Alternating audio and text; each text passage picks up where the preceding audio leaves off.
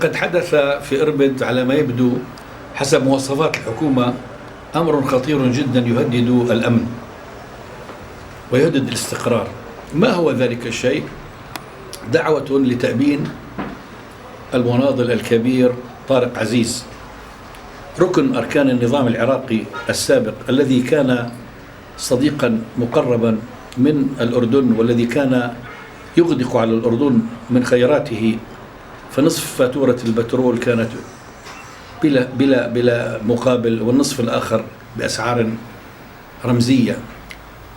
وكان العراق قد علم عشرات الآلاف من الطلاب الأردنيين في جامعاته أيضا بلا مقابل، بل وكان يدفع لهم مشاهرات شهريات يصرف عليهم. ذلك النظام مات منه أحد أركانه، التحق برفاقه الشهداء طارق عزيز ودفن في الأردن، ولسنا ندري لماذا تنصاعه حكوماتنا لأي ضغط، لا ندري لأي ضغط تنصاع حتى لا يقام له تأبين هنا وهناك في الأردن.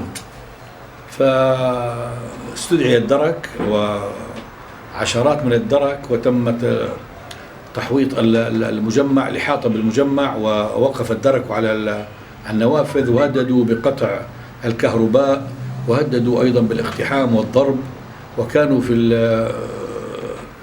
في الظهيرة قد أرسلوا بعض المؤدبين فمزقوا اليافطات في شوارع إربد وفي المجمع. هذه من حكم الكبيرة التي تقوم بها الحكومة. لو قام هذا المهرجان لا شاهده 200 300 400 شخص، أما الآن وقد أصبح حدثا فسيشاهد هذا الفيديو وسيشاهد فيديوهات أخرى عشرات الآلاف بل مئات الآلاف من الناس، وسيعلمون، وسيكون فضيحة من الفضائح الإضافية التي تضاف لهذه الحكومة.